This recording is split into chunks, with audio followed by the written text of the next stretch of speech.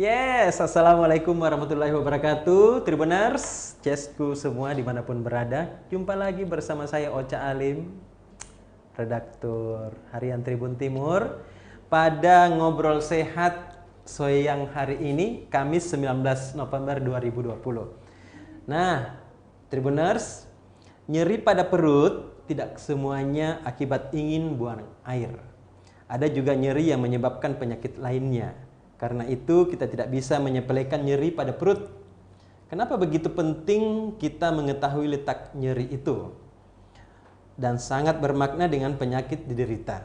Oleh karena itu, pada seri ini kita akan membahas salah satu penyakit yang sering sekali diderita, yaitu appendicitis atau sering kita kenal dengan usus buntu. Oleh sebab itu, pada kesempatan ini kami mengundang dokter spesialis bedah yang selalu berperan aktif dalam edukasi dan pengobatan appendicitis atau usus buntu. Maka dari itu, Ngobrol Sehat kali ini mengusung tema mencegah penyakit usus buntu. Tribuners, dengan narasumber Dr. Asdar SPB yang sering dan sangat akrab kita panggil Asdar. Nah, beliau ini juga setiap PSM bertanding di Stadion Matuangin pasti memakai baju PSM Makassar, memakai segala pernak-pernik PSM Makassar. Beliau ini. Silakan Dok, diperkenalkan dirinya. Oke, Bismillahirrahmanirrahim. Assalamualaikum warahmatullahi wabarakatuh dan selamat siang. Nama sudah tahu mungkin, Dr. Asdar SPB, Asdar saja. Ya, sependek itu yang diberikan nama oleh orang tua saya. Iya. Definitif gitu sebagai dosen, jadi pekerjaan yang definitif itu sebagai dosen di Fakultas Kedokteran Universitas Muhammadiyah. Kalau sebagai profesi dokter bedah, saya melayani pasien itu di dokter Rumah Sakit Angkatan Laut Jala Amari. Jadi rumah sakitnya Angkatan Laut, rumah sakitnya tentara-tentara marinir.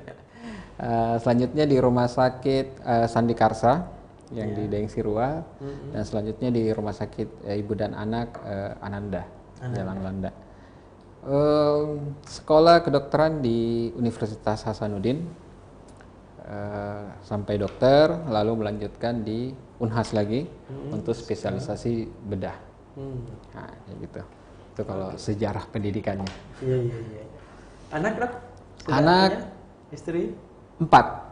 Jadi anak sudah 4 dari satu istri. Dari satu istri.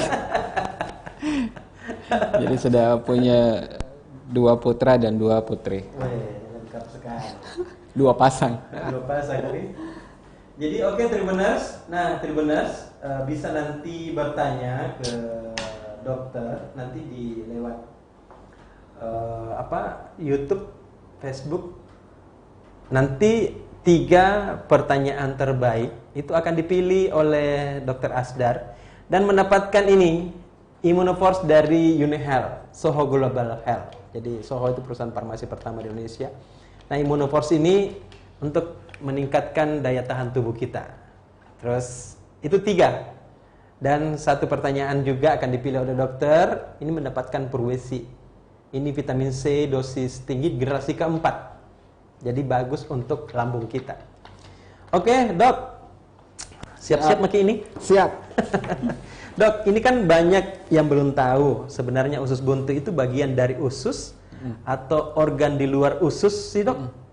Bisa dijelaskan sedikit, Dok? Oke. Jadi tentu karena merunut dari namanya. Iya. Kalau dikatakan usus buntu, ya dia adalah salah satu bagian dari usus itu sendiri.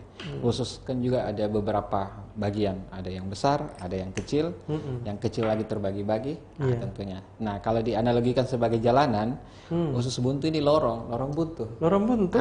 Buntu betul buntu. Jadi ibaratnya jalanan, ada jalan Petarani misalnya, Jenderal Sudirman, jalanan besar, dan tiba-tiba ada lorong, di mana lorong itu buntu. Nah, itulah usus buntu. Jadi memang buntu. Memang buntu. Jadi lorong buntu kecil. Kalau normal dia seperti kayak cacing, kecil sekali. Kayak cacing. Kecuali kalau sudah infeksi, bisa sampai sebesar ibu jari. Membengkak. Jadi dia bagian daripada usus memang. Oh iya. Gitu. Lorong buntu. Oh begitu ya, dunia ya. Jadi begitu. Jadi sama saya dibilang lorong buntu kalau analoginya kan usus itu kan berkelok-kelok. Nah, apa kalau di jalanan kan yang jalan kendaraan mobil motor. Nah kalau di usus yang jalan makanan. Itu masuk dari mulut keluar di bawah itu kayak jalanan. Nah tiba-tiba ada lorong kecil buntu. Nah itulah. Nggak tahu jalan lagi keluar mana. Nangis kayak. Lorong buntu. Nah itu usus buntu. Oh gitu ya anunya. Dan beda-beda juga ya fungsinya ya. Fungsinya tentu dia memiliki fungsi seperti fungsi usus secara umum. Nah gitu. Dia gitu. sebagai apa namanya salah satu organ pertahanan tubuh. Nah, kayak gitu. Jadi fungsi organ ini sebenarnya apa sih, Dok? Selain itu tadi. Fungsinya dia sebenarnya sebagai alat pertahanan tubuh. Jadi usus buntu itu menghasilkan suatu antibodi, cairan imunoglobulin atau antibodi. Di mana cairan itu berfungsi sebagai mengatur tumbuh kembang dari bakteri. Jadi di usus normal ada bakteri. Nah, cuma ada bakteri yang menguntungkan dan ada bakteri yang tidak menguntungkan. Jadi dia ini pertahanan diri dari infeksi berarti? Iya, betul sekali. Jadi kan yang menyebabkan infeksi itu bakteri. Bakteri, betul. Jadi cairan yang dihasilkan oleh usus buntu ini mengontrol perkembangan dari flora atau bakteri di usus itu sendiri. Karena di usus ada bakteri baik dan ada bakteri buruk. Nah, itu kayak betul. iklan ya. Iya, betul. Bakteri buruk dan bakteri baik. Tapi kalau untuk virus, dia matikan virus. Tapi kalau untuk racun, toksin, itu juga menetralisir toksin. Jadi ada gunanya. Kayak gitu. Jadi walaupun buntu kecil, ada gunanya. Oh iya. Begitu masuk bakteri karena buntu, dimatikan? Dimatikan. Dia menghasilkan cairan. Biasanya katakan kalau dalam kedokteran itu disebut imunoglobulin, atau imunoglobulin A, IgA, yang dihasilkan. Tapi yang dihasilkan itu tidak terlalu banyak, Yang namanya juga lorong buntu. Iya.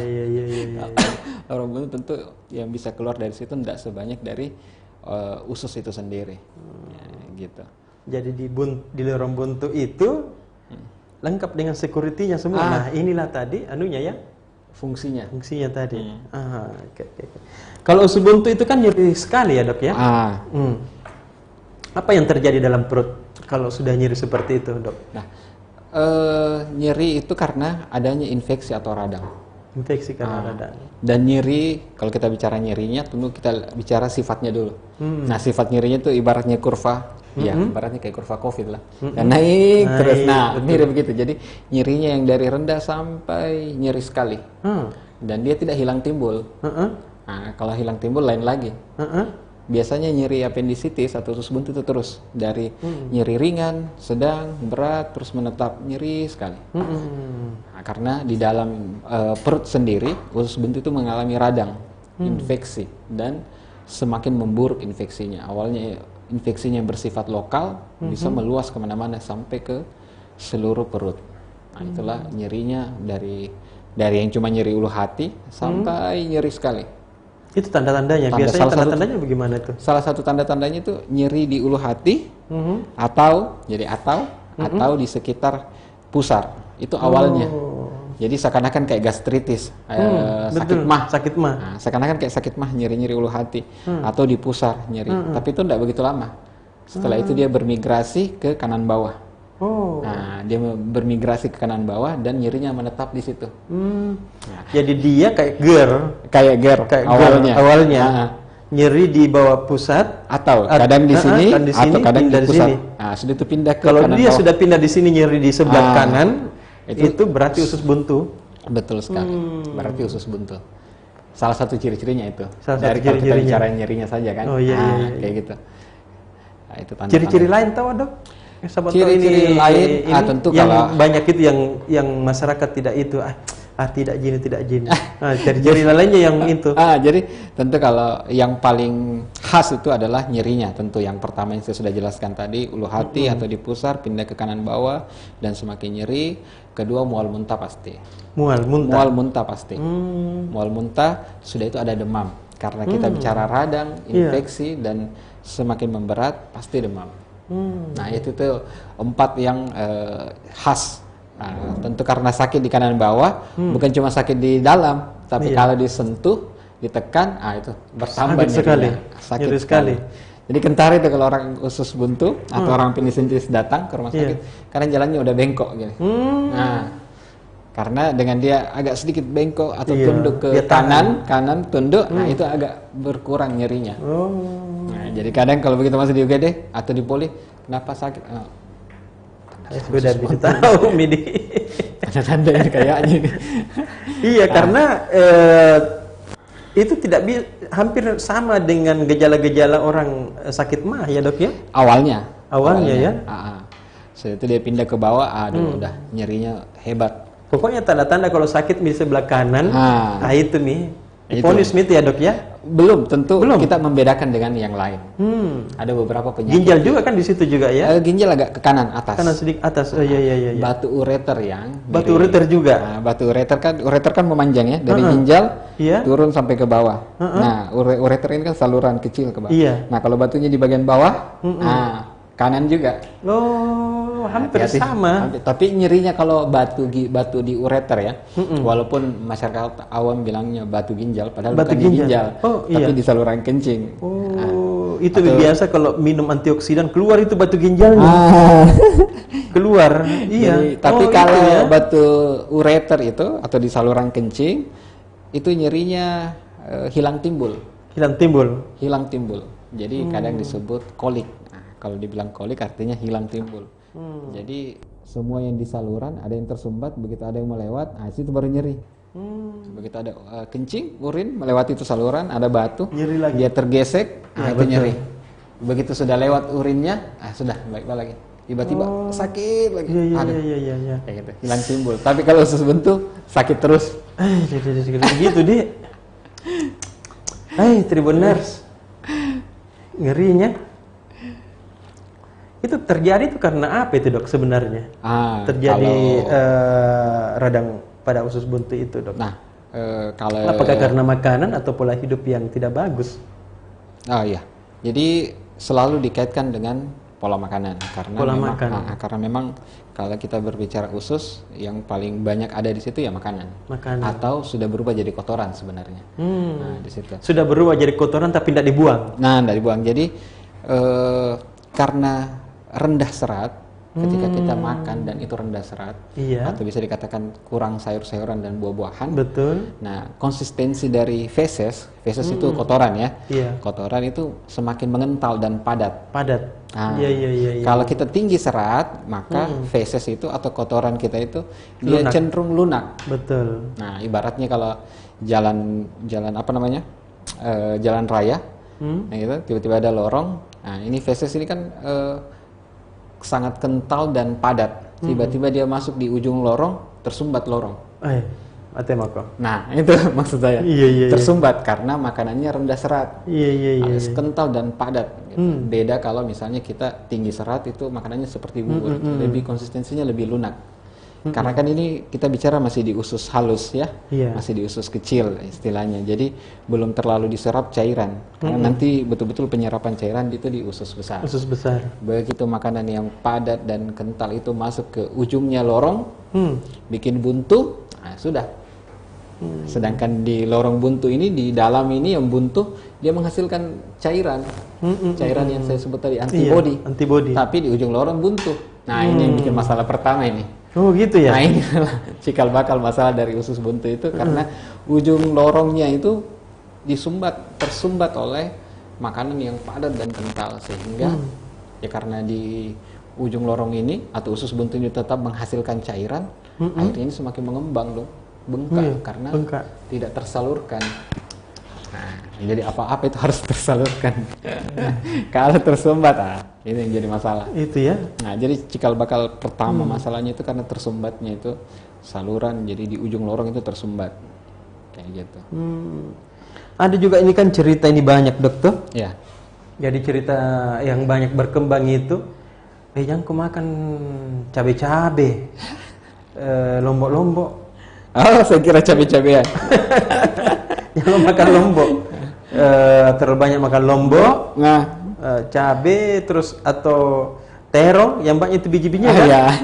Nah, itu bisa menyebabkan usus buntu juga karena terperangkap dok, karena kan tidak ini. Ya. Masyarakat itu banyak yang salah persepsi kira-kira ya. Ya, sampai Benarkah sekarang. itu? Dibilang salah juga sebenarnya tidak, karena memang biji-bijian itu ya seperti teman-teman bisa lihat ketika kita buang air besar, terkadang kita masih biasa lihat itu biji-bijian keluar kan, biji Markisa. lombo, markisa masih biasa keluar Iya, betul. memang, Iya. tapi tidak ada referensi yang mengatakan bahwa hal tersebut yang menyebabkan usus buntu. Dan sejauh pengalaman saya dalam melakukan operasi usus buntu, kami tidak pernah mendapati bahwa Ada bijiin. ada biji di situ. Yang kita dapatkan cuma kotoran yang padat, Iya. keras, kenyal, kental gitu. Itu yang menyumbat. Jadi tidak ada yang kita pernah dapat buka usus buntu terus isinya, loh kenapa ada biji lombok ini? Dari sekian banyak operasi yang selama pendidikan walaupun dan setelah pendidikan belum pernah ada dapat yang kayak gitu. Belum pernah. Nah, jadi referensi pun tidak ada yang menyebutkan seperti itu. Tapi kalau misalnya ada yang terperangkap ya bisa jadi. Tapi lebih kepada diet. Lebih karena Diet yang rendah serat. oh iya. Jadi intinya tinggi serat supaya makanan di usus itu tidak. Jadi padat, bahaya kental. juga ternyata orang diet rendah serat. Ya.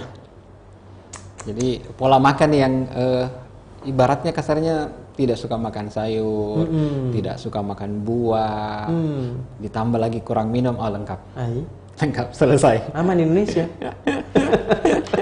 Selesai. Oh gitu Nah, ya. Jadi betul-betul makan sayur banyak karena disitulah serat, makan buah yang banyak sama minum air minimal 2 liter tentunya. Itu minimal. Minimal 2 liter. Minimal 2 liter. Ya kalau saya syukur ini bisa nggak minum sampai 6 liter.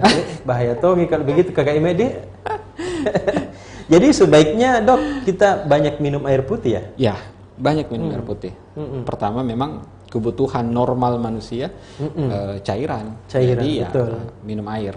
Dan tentu kan kalau air ada air putih, ada yang manis, ada kopi, tapi intinya adalah air putih. Itu jauh lebih sehat tentunya. Lebih sering Kalau misalnya mau minum kopi oke silahkan, tapi jangan yang utama. Iya. Tetap yang utama air putih. Air putih. Dan minimal 2 liter untuk orang dewasa. Kebutuhan minimal itu. Minimal ya. Minimal 2 liter. 2 liter itu 2 liter kan Betul. sebesar gini kan. Iya. Kalau dilihat langsung ya waduh banyaknya. Banyaknya. Tapi kan Tapi sering-sering. Tidak Sering-sering. langsung. Karena kan kebutuhan untuk 24 jam. Iya betul. Jadi sering-sering minum. Nah, itu penting sekali. Dok bisa tahu diulangi tahu anunya tahu apa tanda-tandanya itu nyeri radang usus Ya. buntu. Jadi Apa gejalanya dok? gejalanya. Pertama pasti nyeri, itu yang pertama, nyeri. Di mana nyerinya? Nah, awalnya di ulu hati atau di sekitar pusat. Lalu dia pindah ke kanan bawah. Atau kadang kita tidak sadari nyeri ulu hati atau di pusat tiba-tiba saja di kanan bawah. Nah, itu.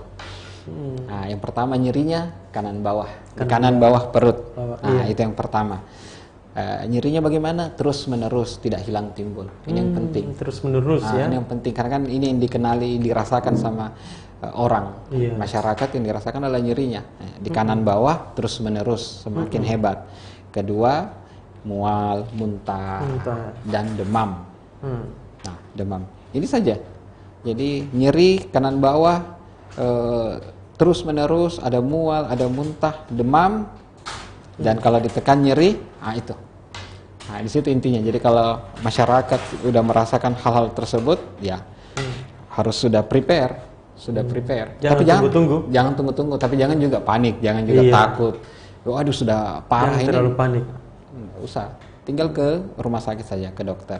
Nah, cuma memang sekarang karena COVID, nah ini yang masyarakat takut. Hanya takut kok dong. Takut. Padahal sakitnya sudah parah, dia takut ke rumah sakit karena katanya di rumah sakit banyak COVID. Tapi ini penyakitmu lebih bahaya Iya, lagi. betul. Ini harus digarisbawahi sebenarnya. Iya. Oh, penyakit apendisitis atau usus buntu ini juga berbahaya. Ini lebih masuk kategori emergency atau gawat darurat. Betul. Jadi tetap ke rumah sakit. Dan mungkin juga sekilas informasi ya. Tapi ini secara personal kayak pribadi bahwa insya Allah di rumah sakit itu sudah bisa lebih terkontrol. Kenapa? Karena orang wajib memakai masker ketika berada di lingkungan rumah sakit. Protokol kesehatan lebih ketat di rumah sakit. Betul. Dokter lebih-lebih lagi menjaga. Nah, selanjutnya pemeriksaan rutin personil rumah sakit maupun pasien yang datang itu terscreening baik-baik. Iya. Jadi tidak perlu terlalu takut ke rumah sakit, apalagi kalau penyakit kita misalnya itu masuk kategori emergency atau sudah tidak tahan, silahkan ke rumah sakit. Iya. Insya Allah rumah sakit aman, tentu ada protokol kesehatan ketat di sana. Dan jangan takut COVID, jangan takut.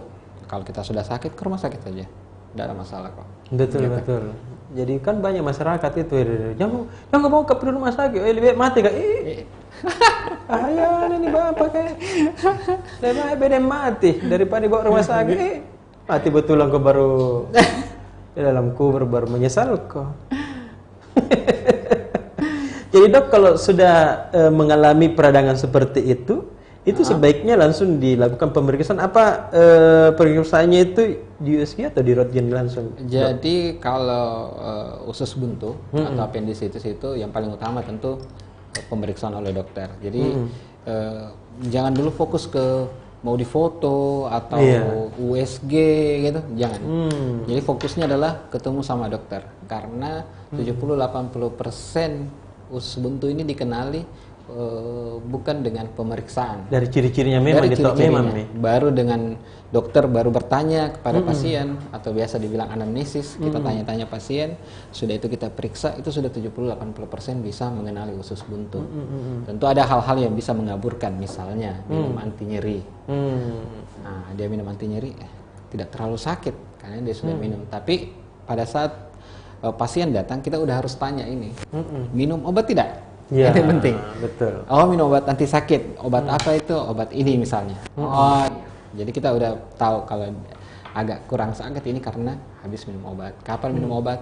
Baru 2 jam yang lalu. Oh iya, artinya lagi obatnya lagi betul-betul adaptasi atau lagi bekerja obat anti nyerinya. Kemungkinan nyerinya agak berkurang. Tentu untuk pemeriksaan lanjutan, tentu diperiksa darahnya. Tentu leukosit gitu, yang melawan bakteri, namanya leukosit. Sel leukosit di darah itu meningkat sampai di atas 10.000, bahkan ada yang sampai di atas 20.000. Semakin tinggi ya tentu semakin tidak begitu baik keadaannya, karena leukositnya semakin meningkat. Leukosit itu kayak tentara. Kalau ada musuh penjahat, langsung tentara. tembak. Nah, tentara turun. Dia semakin banyak tentara, semakin banyak musuh artinya. Nah, jadi kalau leukositnya semakin banyak, itu pertanda tidak begitu bagus. Nah, kayak gitu. Ada juga USG bisa. Biasanya kita USG, apalagi kalau misalnya cewek. Nah, karena hati-hati, cewek ada penyakit lain yang pada cewek yang bisa mirip dengan usus buntu. Kista yang terpuntir. Betul. Nah, jadi kista yang terpuntir. Kalau kista saja tidak ada masalah. Bahkan tidak terasa sama sekali kalau kista saja. Kecuali kalau kista dia terpuntir, nyeri. Apalagi kalau kistanya daerah sini, sering sekali mirip dengan usus buntu. Tapi kista tidak demam. Kista tidak demam. Tidak demam karena dia cuma mekanik terpuntir. Nyeri. Nyeri saja. Nyeri, dan kadang juga nyerinya hilang timbul juga kadang. Nah, itu yang harus, atau infeksi di organ panggul. Kalau cewek kan banyak di organ panggulnya ya. Ada sel telurnya, ada ovumnya dan lain-lain semuanya. Itu bisa infeksi. Nah, begitu infeksi, nyerinya juga di sekitaran, di tengah atau di kanan. Atau infeksi saluran kemih. Nah, ini cewek juga yang sering kena. Anyang-anyangan. Ya, anyang-anyangan. Betul, anyang-anyangan. Yang suka kencing sedikit-sedikit. Karena cewek yang paling sering kena infeksi saluran kemih. Perempuan kadang dia. Sakitnya juga di sekitaran situ. Jadi kadang USG berguna untuk memilah. Untuk memilah. Kadang masih agak kabur, kita USG. Oh ya sudah, usus buntu ini. Usus buntu. Curiganya ke infeksi saluran kemih karena dia kantong kencingnya agak menebal. Misalnya. Nah, ini curiganya infeksi. Nah, ini tentu, atau kehamilan ektopik terganggu. Betul. Ini sama emergensinya, ini sama usus buntu. Begitu kita operasi, kita buka, waduh, sudah genangan darah di dalam, kayak gitu. Jadi pemeriksaan penunjang itu untuk lebih lebih membantu dalam mengerucutkan diagnosis gitu. Ketika misalnya itu diperlukan. Tentu kalau di daerah misalnya pemeriksaan tersebut masih sulit dilakukan, minim bisa perlengkapan. tanpa pemeriksaan itu. Kalau di Makassar, kadang sudah sampai CT scan. Apalagi kalau di rumah sakit besar gitu, ya sudah untuk betul-betul ini CT scan. CT scan usus buntu. Oh ya sudah, kita rencanakan operasi. Jadi segera dioperasi. Tapi jangan takut kalau soal operasi, jangan takut. Canggih sekarang. Jangan takut karena menyelamatkan. Iya. Mengobati. Betul. Tidak dalam artian kita dibelah atau apa, enggak. Itu untuk menyelamatkan, diobati. Sama, obat kan pahit. Betul. Kan? Pahit. Karena sekarang ini ilmu pengetahuan dan teknologi cepat sekali berkembang. Terus alat-alat itu, alat-alat kedokteran, canggih-canggih nih. Pesat sekali. Iya. Pesat sekali. Nah, pakai gergaji nih Tribuners kalau mau operasi. Nah dok, ini kalau usus buntu ini, radang usus buntu itu tingkatannya ada juga? Ada tingkatannya tentunya. Tingkatan paling rendah itu apa itu dok? Apa gejalanya? Untuk masyarakat awam biasanya kita dari dokter misalnya itu cuma membagi dua, dan itu yang sangat gampang dipahami. Akut sama kronis. Akut itu dengan saja. kronis. Akut sama kronis saja. Kalau kronis sudah lebih 2 minggu hilang timbul. Kadang dia minum obat 1 biji 2 biji antibiotik, tiba-tiba infeksinya menurun, dia berhenti 4 hari muncul lagi. Itu sudah kronik. Kronik. 2 minggu atau akut. Itu saja. Kalau di di disiplin ilmu saya, tentu ada levelnya. Misalnya dari kataralis, sudah itu dia supuratif atau sudah bernanah. Kalau kataralis masih ibaratnya dipukul masih merah. Masih merah-merah. Kalau sudah supuratif sudah mulai bernanah. Sudah itu gangrenosa, sudah mulai kehitaman. Sudah itu bocor nih. Ini yang biasa menyebabkan. Kalau bocor, lain cerita ini barang. Sudah mulai mengkontaminasi seluruh perut, organ tubuh lainnya yang di dalam perut. Karena kan bocor kan isinya kotoran. Betul. Nah, kotoran bukan tempatnya di luar di usus. Tapi iya betul. Di dalam usus di tempatnya kotoran. Hebatnya itu usus. Begitu dia keluar, lain cerita. Menginfeksi seluruh lapangan abdomen, dan itu lebih emergensi lagi. Bisa sampai mengancam nyawa ya. Ya. Kayak gitu. Jadi ada level-levelnya. Cuma kita tidak pernah bilang, ini supuratif, ini gangrenosa, karena kan pasti tidak mengerti. Iya, mana tahu kan. Yang penting sembuh Kak deh. Pasti tidak mengerti soalnya. Cuma karena kita bilangnya ini akut, dan ini sudah dalam keadaan yang agak berat, Ibu. Jadi misalnya ada anak-anak atau orang tuanya kita jelaskan, ini sudah keadaannya agak berat karena memang sudah 4 hari baru sampai ke sini. Jadi sudah agak berat. Kita mungkin operasinya bla bla bla gitu, karena itu tadi berat. Kita tidak bilang lagi ini pakai istilah-istilah kedokteran Jadi kita bilang berat, ini masih akut karena baru kemarin nyerinya kan, baru hari ini datang, baru 1 hari, insya Allah operasinya bisa lebih baik. Gitu. Itu saja yang kadang kita sampaikan ke masyarakat. Oke, Tribuners, menarik sekali ya perbincangan kita pada siang hari ini.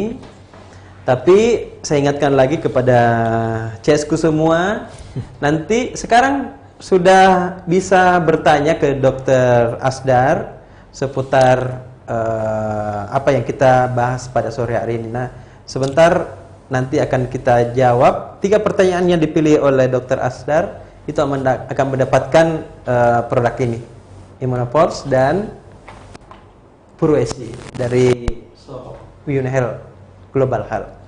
Oke, kita jeda iklan dulu Kakak Ime. Nanti kita akan kembali lagi setelah pariwara berikut ini. Ada Tommy bilang pariwara.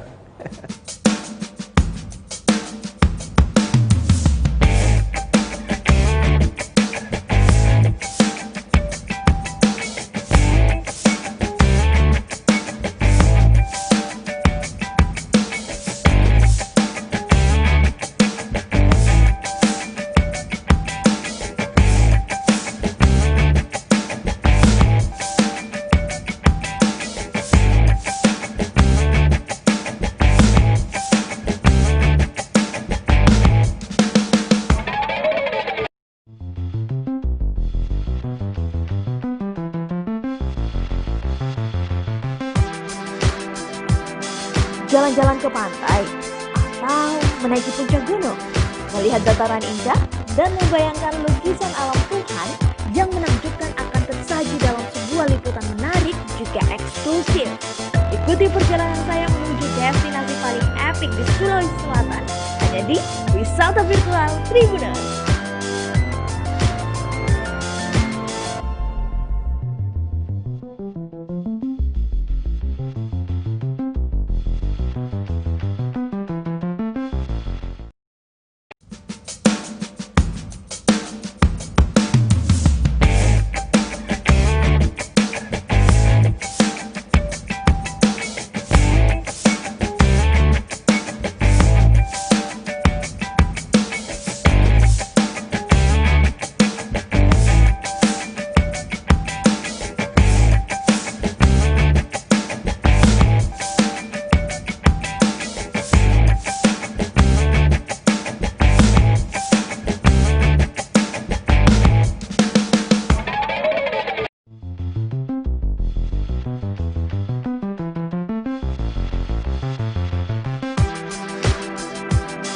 Jalan-jalan ke pantai, atau menaiki puncak gunung, melihat dataran indah, dan membayangkan lukisan alam Tuhan yang menakjubkan akan tersaji dalam sebuah liputan menarik juga eksklusif. Ikuti perjalanan saya menuju destinasi paling epik di Sulawesi Selatan hanya di Wisata Virtual Tribuners.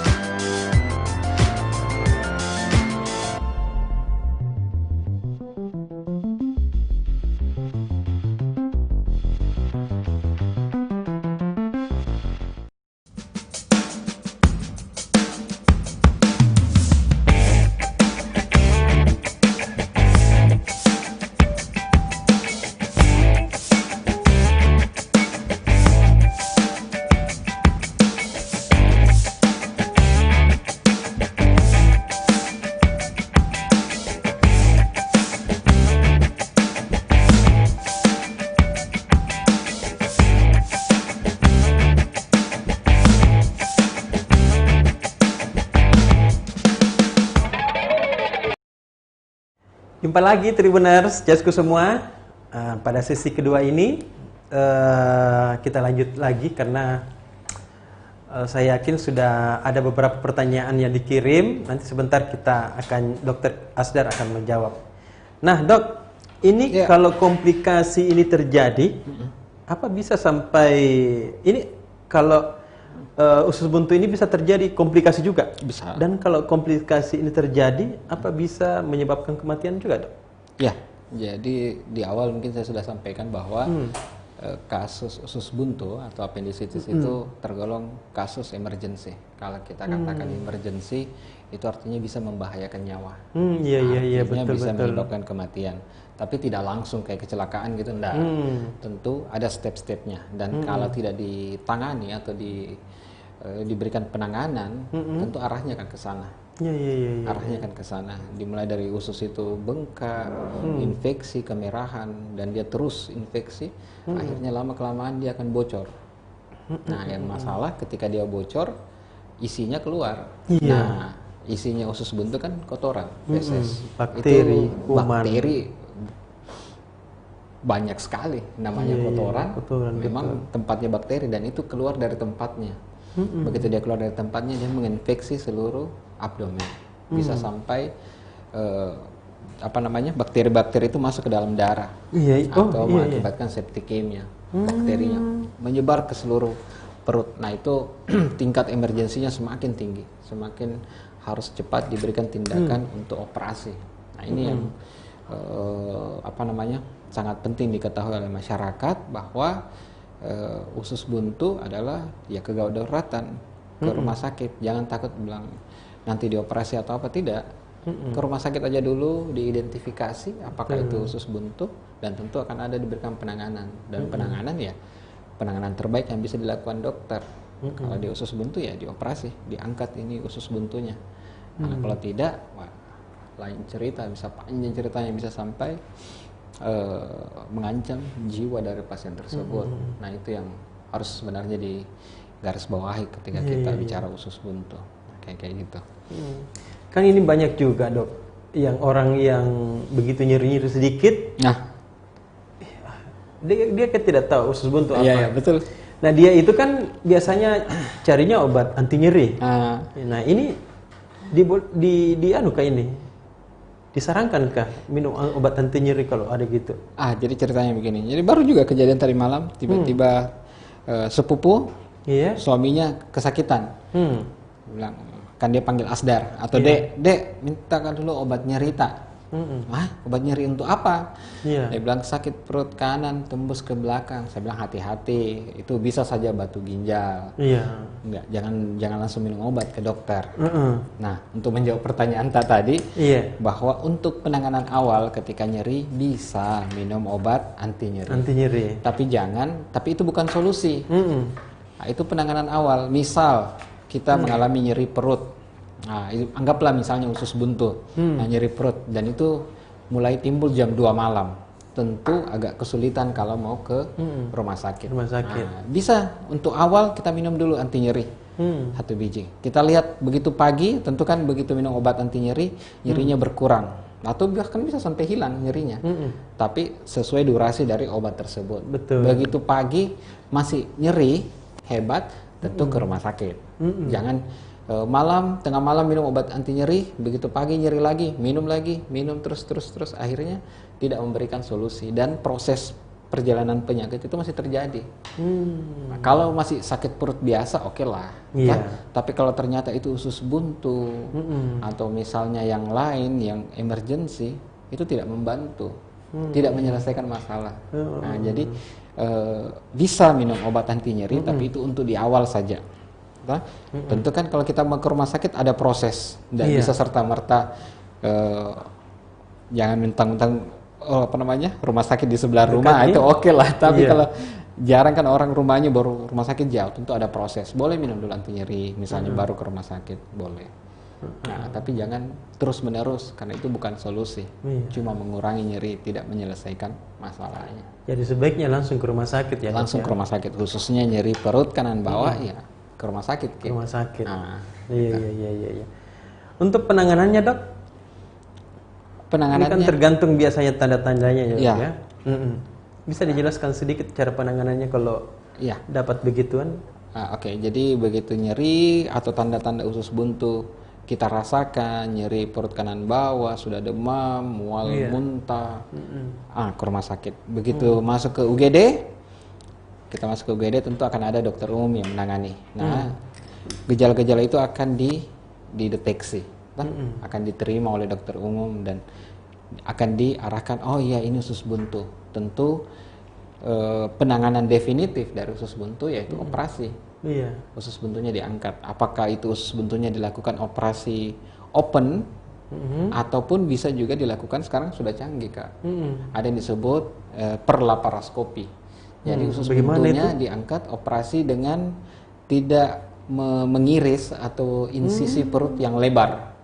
Tapi cuma sedikit saja, 1 cm di 2 tempat atau 3 tempat. Kamera masuk, kelihatan usus buntunya, diangkat. Jadi ibaratnya kayak tangan-tangan robot begitu kan. Jadi kita lihat di kamera, usus buntunya ditarik, diikat, 2 kali diikat, baru digunting, baru usus buntunya ditarik keluar. Jadi sudah canggih sekarang masyarakat.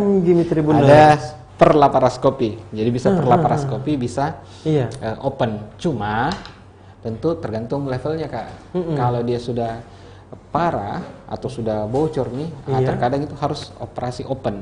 Nah, nggak bisa lagi operasi canggih karena infeksinya sudah kemana-mana. Menyebar. Itu agak sulit. Jadi kalau dia masih akut, nah baru 1 hari nyerinya kita datang ke rumah sakit dan memang itu usus buntu, bisa dilakukan operasi perlaparoskopi.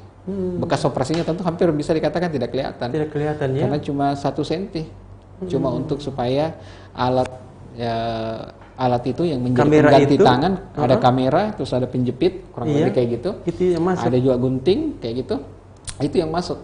Nah setelah itu cuma 1 jahitan, 2 jahitan, jadi itu hampir tidak kelihatan. Beda kalau misalnya operasi open. Tapi kalau sudah parah, nah itu tidak bisa lagi operasi canggih karena sudah menyeluruh kayak gitu.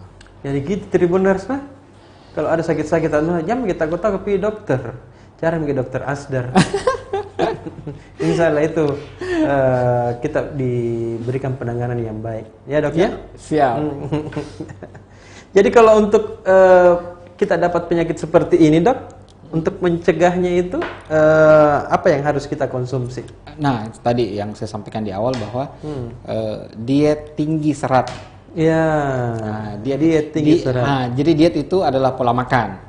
Diet itu pola makan kan. Pola makan. Begitu kita katakan diet tinggi serat, artinya pola makan kita yang tinggi serat.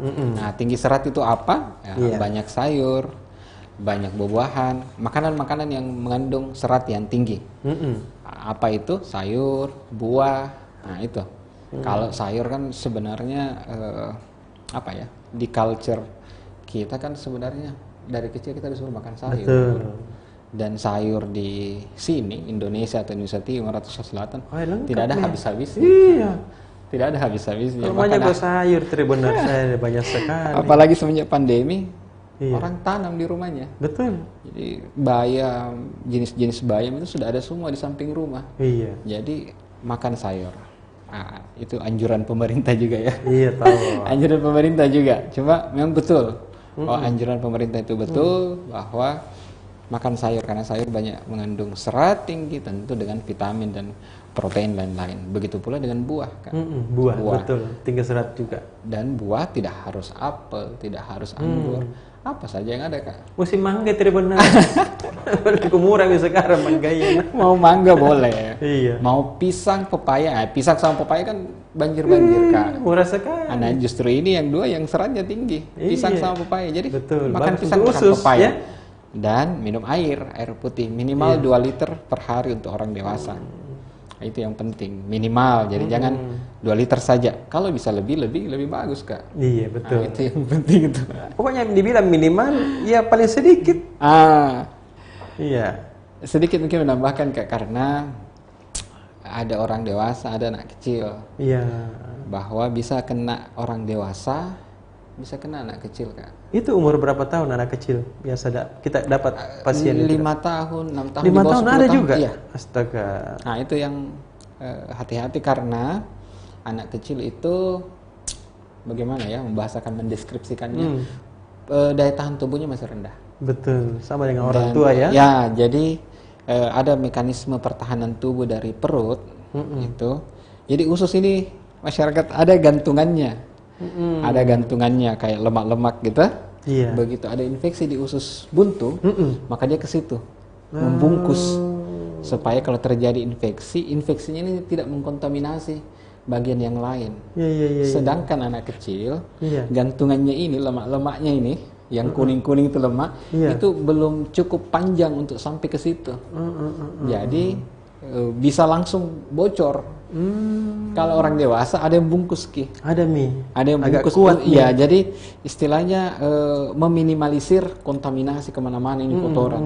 Jadi infeksinya lebih di situ toh. Tapi kalau anak-anak karena ini belum cukup tumbuh gantungannya itu lemaknya, jadi tidak sampai. Jadi kalau bocor langsung terkontaminasi semua. Nah, jadi anak-anak tentu kalau anak-anak juga kalau sakit kan kita lebih segera. Orang dewasa kan lebih bandel biasanya. Sudah sakit, tidak aja nih. Apalagi kalau pekerja-pekerja berat kak, misalnya bukan dalam artian cuma kayak misalnya buruh atau petani kan itu pekerja berat. Terkadang nyirinya dia itu ambang nyirinya tuh tinggi. Kalau orang biasa mungkin pekerja kantoran nyeri sedikit sudah dibilang nyeri. Tapi mereka terkadang merasa ini belum nyeri. Karena kerja berat tidak. Hati-hati di situ. Itu harus ketemu dokter. Dokternya tidak harus rumah sakit. Bisa ke klinik, bisa ke puskesmas, apa yang dekat didatangi dulu. Tentu dari sana nanti akan diarahkan ke rumah sakit kalau butuh penanganan lebih lanjut. Gitu kak. Oke dok. Terus kalau kebiasaan-kebiasaan yang harus dihindari apa ya dok? Untuk agar supaya tidak kena usus buntu ini. Secara spesifik tidak ada sih kak. Tidak ada ya? Dia betul-betul lebih ke makanan. Makanan ini yang penting bagi khusus untuk penyakit usus buntu atau appendicitis itu lebih ke makanan. Tapi kalau dari segi pola hidup dalam artian ke aktivitas, tidak ada yang spesifik yang berhubungan. Jadi memang betul-betul ke makanan. Ini makanan ini penting karena ini yang langsung masuk ke dalam tubuh kita kan. Ini kadang yang masyarakat tidak terlalu perhatikan, apa saja yang namanya makanan dia masukkan. Padahal ini yang betul-betul bahayanya yang masuk ke dalam tubuh. Nah, beda kalau misalnya kehujanan, tidak olahraga dan lain-lain, mempengaruhi juga kesehatan. Kan? Tapi ini suatu zat yang langsung kita masukkan. Jadi langsung konstan berpengaruh sama tubuh kita. Nah, jadi itu yang harus sudah mulai ada kesadaran untuk memilih makanan yang sehat. Nah, ini yang penting. Khususnya usus buntu yang tinggi seratnya, banyak minum air. Nah, gitu kan. Oke dok. Nah pertanyaan terakhir dok. Siap. Usus buntu ini kan salah satu imunitas kita. Kalau tadi dioperasi dan dibuang, berarti imunitas kita akan menurun dok? Atau gimana? Ya. Nah, ini kan tahu kalau sudah mie dipotong, dibuang, berarti turun mie dong imunitas tubuh. Apa betul begitu kan? Jadi ini lumayan agak kontroversi juga ya, bahkan di dunia kesehatan karena apa sih sebenarnya fungsi dari usus buntu itu sendiri? Nah, akhirnya banyak diteliti dan akhirnya didapatkan bahwa dia juga sebagai alat pertahanan tubuh seperti yang saya jelaskan di awal bahwa dia menghasilkan antibodi untuk membunuh virus, menetralisir racun dan mengontrol pertumbuhan bakteri. Tetapi Kak, itu cairan yang dihasilkannya itu sedikit. Sedangkan alat atau organ tubuh pertahanan tubuh itu banyak. Jadi hampir di seluruh usus berfungsi sama dengan usus buntu kan, juga menghasilkan antibodi yang sama. Jadi ketika usus buntu atau lorong kecil ini tiba-tiba kepotong, dioperasi, tentu tidak terlalu signifikan dalam menurunkan imunitas karena masih banyak yang lain yang juga berperan sama. Jadi jangan takut kayak merasa saya cacat sudah kehilangan usus buntu. Tidak ada masalah karena fungsinya betul bahwa dia alat pertahanan tubuh, tapi perannya kecil karena secara dia usus buntu kecil, dia menghasilkan memang protein atau antibodi, tetapi seluruh usus pun juga hampir di seluruh usus juga berfungsi sama.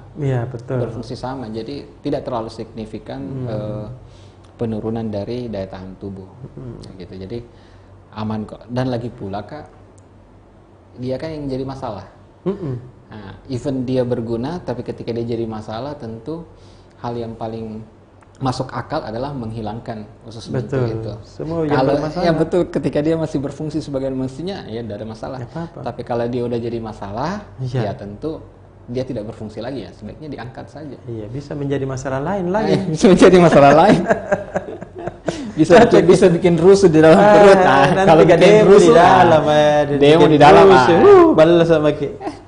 Jadi oke, Tribuners, kita rehab dulu untuk sesi kedua ini, dan setelah ini kita mau membacakan beberapa pertanyaan dari Tribuners CSku semua, dan nanti 3 pertanyaan akan mendapatkan hadiah.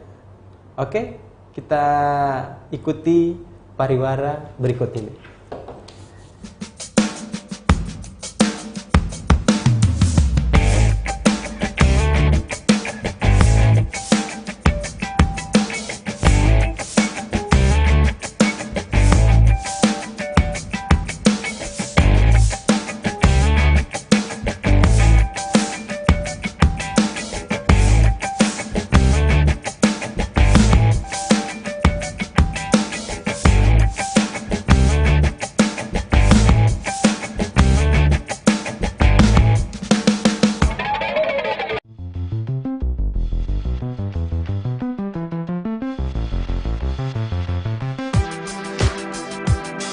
Jalan-jalan ke pantai, atau menaiki puncak gunung, melihat dataran indah, dan membayangkan lukisan alam Tuhan yang menakjubkan akan tersaji dalam sebuah liputan menarik juga eksklusif. Ikuti perjalanan saya menuju destinasi di Wisata Virtual Tribuners.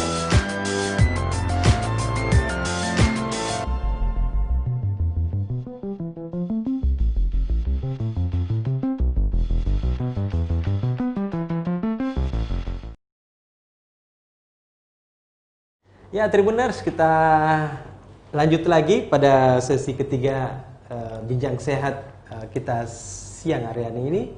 Nah, sekarang kita akan membaca semua pertanyaan-pertanyaan masuk. Tapi itu yang saya bilang tadi, 3 pertanyaan yang akan dipilih Dr. Asdar itu akan mendapatkan hadiah. Ini Dok, ini kita baca ya Dok ya. Oke. Pertama dari Rosi hadir. Wah, data ini melapor ke saya gini. Muhammad Ali Hussein Uceng hadir.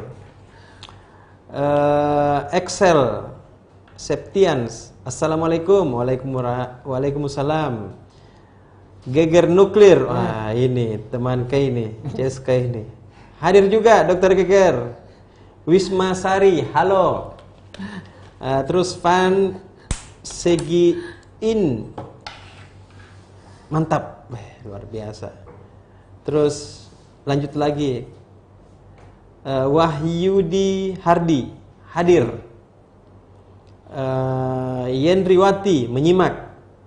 Terus Raihan, ada sertifikatnya enggak sih? Nah, nanti tanya dokter deh.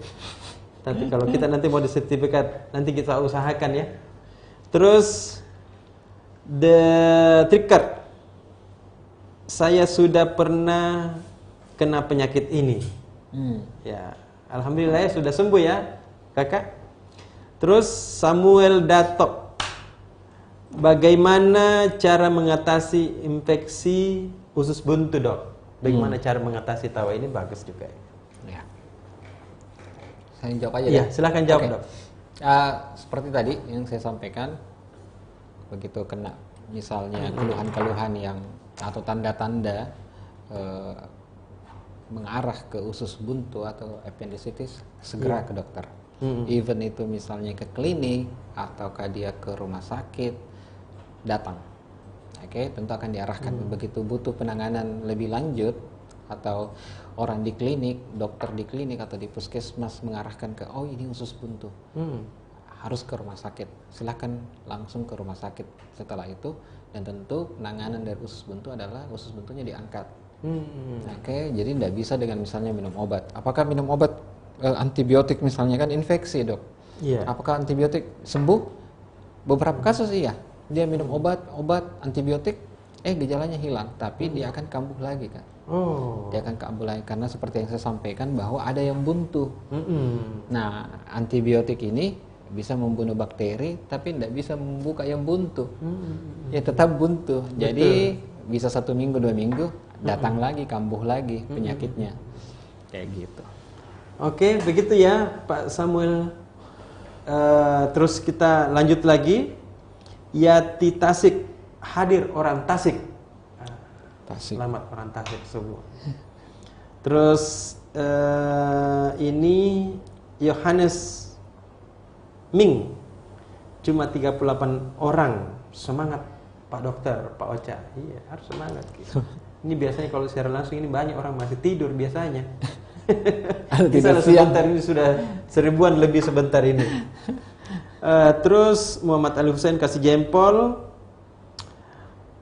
Kurniawan Arsyad, apa kabar Pak Ocha dan Pak Dokter? Ya, alhamdulillah sehat-sehat Pak Kurniawan. Terus ada pertanyaannya di ini. Apa saja yang perlu dilakukan saat pemulihan dari operasi usus buntu? Bagus ini pertanyaan. Bagus. Tidak pakai hadiah berat ini. Tentu. Jadi Kurniawan Arsyad. Oke. Jadi setelah misalnya kena usus buntu, lalu dilakukan operasi. Nah, tentu setelah operasi, hal yang bagus adalah pertama nutrisi harus terpenuhi kan. Oke, jadi proses penyembuhan bisa cepat dan baik ketika nutrisi adekuat. Jadi jangan merasa misalnya sudah operasi terus makan bubur terus. Nah, tidak. Tergantung juga apa operasi yang dilakukan sesuai dengan instruksi dokter. Kalau misalnya usus buntunya akut, operasi biasanya pasien segera tidak terlalu lama puasa, Kak. Tentu kalau operasinya besar, itu agak lama puasa. Tetapi kalau di rumah sakit tentu nutrisinya sangat diperhatikan oleh dokter. Apakah itu nutrisi yang lewat mulut atau nutrisi yang lewat di infus, itu tentu akan dijamin oleh dokter. Tetapi ketika misalnya sudah dibolehkan untuk makan bebas oleh dokter, nah itulah posisi dari pasien. Di situ tanggung jawab pasien. Kalau mau cepat, nah kamu yang punya tanggung jawab dengan apa? Memenuhi nutrisi yang adekuat. Betul. Nah, jadi kalau dokter sudah bilang silahkan makan bebas, silahkan makan. Tentu jangan makanan yang biasa dimakan lagi, yang rendah serat, harusnya tinggi serat. Perbanyak sayur sama buah-buahan. Nah, kalau misalnya mau ditambah dengan vitamin, ada vitaminnya kakak. Itu bisa sangat mempercepat penyembuhan. Nah itu dan yang penting juga selain nutrisi adalah mobilisasi. Mobilisasi artinya apa? Jangan baring terus. Jangan baring terus, Kak. Jadi kalau dokter sudah bilang, ayo bangun. Nah itu artinya dokter sebenarnya mau bilang semakin cepat kamu bergerak sesuai porsinya, Kak. Tentunya nggak bisa lari lompat, nggak bisa. Tapi silakan duduk. Setelah duduk tidak pusing, silakan berdiri. Setelah berdiri tidak pusing, karena kan habis operasi, Kak. Tentu lama baring. Betul. Nah, silahkan jalan saat beberapa langkah, istirahat. Sudah itu jalan lagi, istirahat. Jadi dengan mobilisasi cepat atau bergerak sesuai dengan porsinya, itu juga mempengaruhi waktu penyembuhan. Nah, itu yang penting, makan yang baik atau nutrisi yang adekuat. Yang kedua, mobilisasi cepat. Kalau dokter sudah bilang ayo bergerak, nah itu artinya disuruh untuk mobilisasi supaya mempercepat penyembuhan. Kalau baring terus, begitu dok Di. Ya, siap. Syukur Di, Pak Iwan Di. Terus ini dari Imas Sudiartini, dok, perut bawah sebelah kanan saya sering sakit, serasa ke belakang. Apakah itu gejala usus buntu? Nah, jadi tidak selalu. Tentunya, jadi sakit perut di kanan bagian bawah tidak selalu usus buntu. Nah, itu sudah dijelaskan tadi ya. Pertama, kalau sakitnya hebat, hati-hati. Ada demam, ada mual, ada muntah, hati-hati. Menjurus ke sana. Tapi kalau tidak ada demam, tidak mual, muntah, terus arahnya malah lebih rasa-rasa kebelet kayak mau ke belakang, itu biasanya bukan usus buntu. Nah, oke ya Pak ya. Terus ini Tedip Wakidal, tanda-tanda gejala-gejala usus buntu yang paling mudah untuk dipahami oleh pasien awam, pokok utamanya yang bisa terjadi usus buntu. Nggak apa-apa, saya ulang supaya kadang pengulangan itu kan bisa lebih masuk ke masyarakat. Betul, tahu. Siapa tahu juga terlambat juga masuk tadi. Dan saya buat lebih simpel.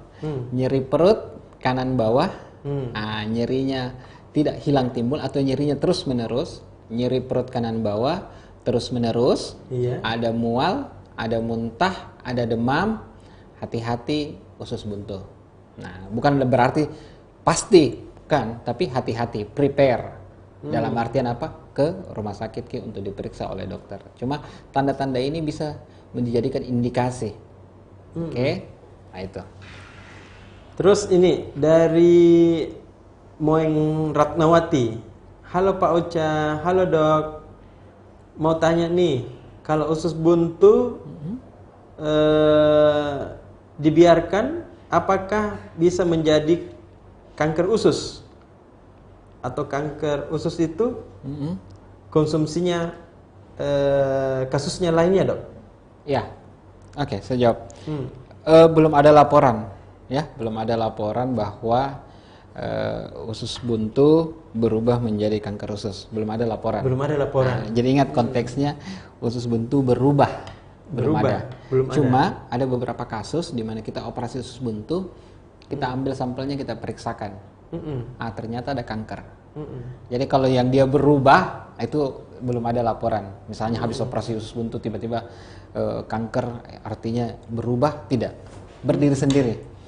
Atau misalnya kita pada saat operasi usus buntu kita mendapatkan kelainan di dalam, kenapa ada benjolan ini keras, walaupun memang ususnya juga radang. Begitu kita periksakan, waduh, ternyata ada sel-sel keganasan atau kanker. Ada kasus begitu. Tapi kalau konteksnya berubah, nggak ada. Biasanya dia berdiri sendiri. Oh gitu ya dok ya. Terus ini kita lanjut lagi ya. Terus email orang tua, jempol 3. Claudia Antoni, home sharing Pak, sebentar sore. Mengingatkan. Desi Triani, mantap. Oh iya, saya sudah diadu kayak gini. Yang 4 ini lagi. Kita ini bersama dokter mengedukasi masyarakat ini. Ya, alhamdulillah. Terus Arifuddin Usman, namanya usus buntu. Kira-kira fungsinya apa ya dok? Kan buntu dan tidak ada makanan yang lewat di situ. Fungsinya apa tahu? Sudah jelaskan tadi di. Jadi fungsinya itu tadi bahwa dia sebagai alat pertahanan tubuh. Itu fungsinya sebagai apa ya? Karena dia juga menghasilkan cairan atau sejenis protein antibody, di mana dia menetralisir racun, membunuh virus, mengontrol bakteri. Tetapi secara fungsi saluran, ini masih diperdebatkan. Nah, sama ibaratnya kalau lorong buntu tuh, apa gunanya lorong buntu? Apalagi kalau tidak ada rumah di dalam. Kalau ada rumah ya oke lah, berguna bagi orang yang tinggal di dalam. Tapi kalau tidak ada rumah, tentu tidak ada gunanya nih lorong buntu. Untuk apa? Nah, betul. Jadi secara saluran itu masih diperdebatkan. Tapi bahwa dia menghasilkan cairan yang berfungsi sebagai antibodi, betul dia ada gunanya. Tapi kalau sebagai saluran masih diperdebatkan kan. Lorong buntu. Betul. Ya, lorong buntu, bagus pertanyaannya. Bagus ya? Bagus betul. Nah, jadi Arifuddin Usman ini dengan Gunawan Arsat ini sampai dapat ini dok. Arifuddin Usman. Terus ini ada lagi dok. Veronica Suryanti. Selamat sore Pak Dokter dan Pak Ocha. Kalau operasi usus buntu kan katanya usus yang bermasalah dipotong. Apakah ada maksimalnya berapa senti usus itu diambil? Jadi begitu kita bicara konteks usus buntu, tentu yang diangkat itu adalah usus buntunya. Nah, usus buntu kan ibaratnya kayak lorong buntu. Nah, seluruh usus buntunya diangkat kan. Jadi tidak ada istilahnya misalnya usus buntu itu panjangnya 5 cm, yang di ujung bermasalah kita potong di tengah, enggak. Langsung kita potong di pangkal. Di pangkal langsung? Iya. Di buntunya langsung? Iya, di buntunya. Karena yang biasanya sumbatannya di pangkal, jadi langsung kita potong di pangkal. Jadi dari istilah misalnya usus buntu 5 cm, 10 cm, terus yang bengkak di ujung kita potong setengah saja deh. Enggak, diangkat semua. Nah, kayak gitu. Nah, jangan sampai keliru tentang usus yang lain. Nah, karena ini kalau kita bicara usus buntu, ya lorong buntu, jadi kita langsung ambil di pangkal, di ujungnya kita potong. Nah, beda halnya dengan kalau usus yang lain. Nah, ini jalan besar, tidak bisa kita potong, tidak bisa, harus disambung lagi. Kalau kita bicara usus yang lain. Nah, gitu kalau usus buntu kan memang udah buntu dan ada masalah, langsung kita ambil di pangkal, potong. Even itu misalnya usus buntunya 5 cm, 10 cm, ada juga yang agak panjang sampai lebih 10 cm, tetap potongnya di pangkal. Gitu. Oke, begitu dia, Bu Yanti. Bagus juga pertanyaannya. Bagus ya pertanyaan. Bagus. Kami Tribuners. Karena pasti masyarakat bertanya, seberapa panjang ini potong ini? Bagus tuh pertanyaannya. Ya dapat hadiah juga ini dok. Sampai masyarakat bilang, sedikit mau dipotong dok. Tidak bisa, pasti dipangkal dipotong. Oh ada juga. Dok, sedikit mau sipitok mau dok. Bukan ini ada dok ya. Terus Yosi Damaris, selamat sore Pak. Kalau perut sebelah kiri selalu sakit, kira-kira penyakit apa itu dok?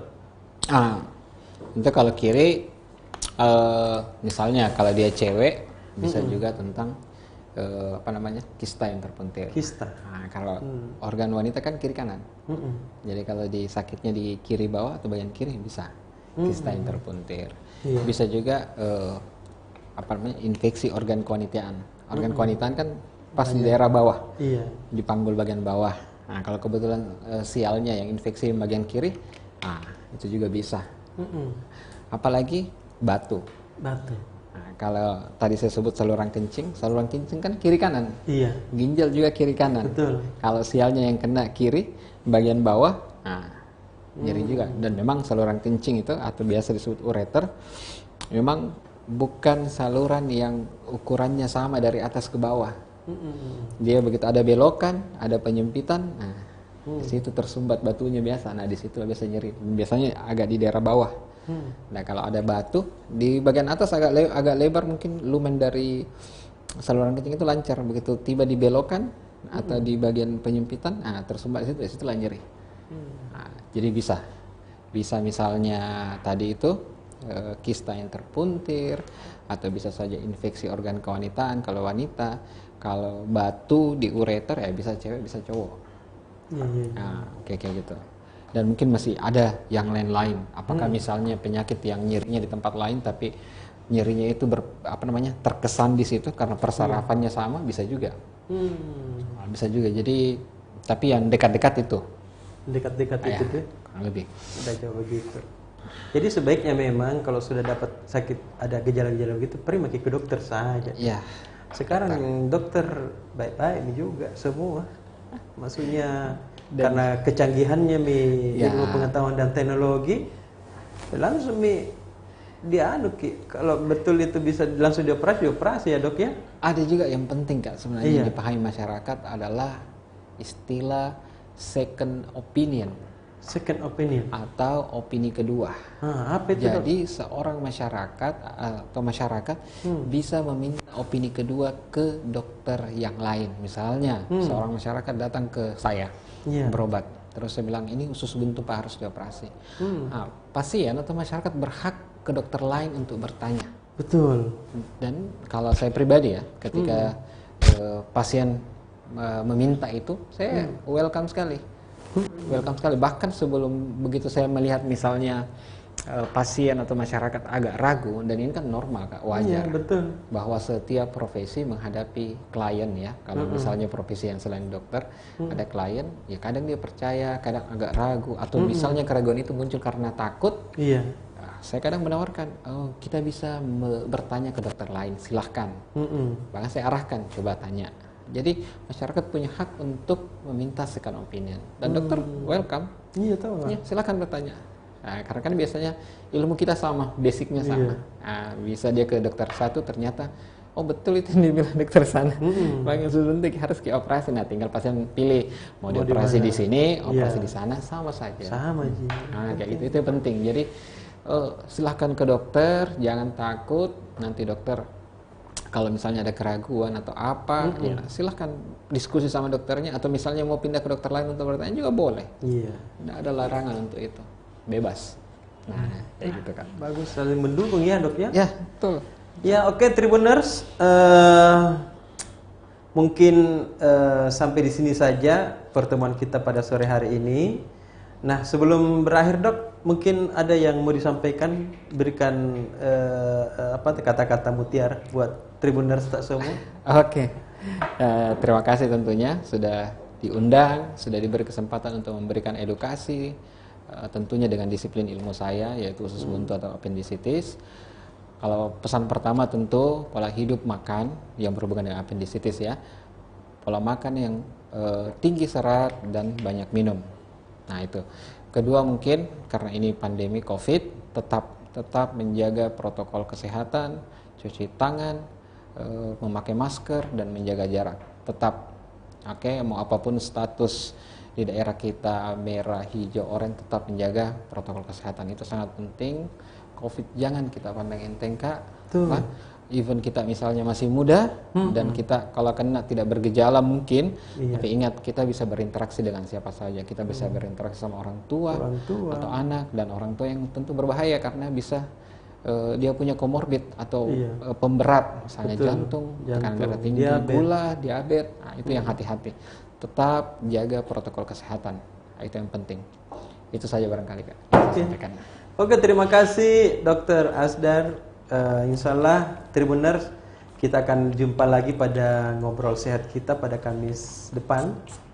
Tentunya dengan selalu menghadirkan dokter-dokter yang baik-baik semuanya, yang punya ilmu yang cukup bermanfaat buat kita semua. Oke, dengan demikian saya Ocha Alim dan Dr. Asdar Asdar mengucapkan Assalamualaikum warahmatullahi wabarakatuh.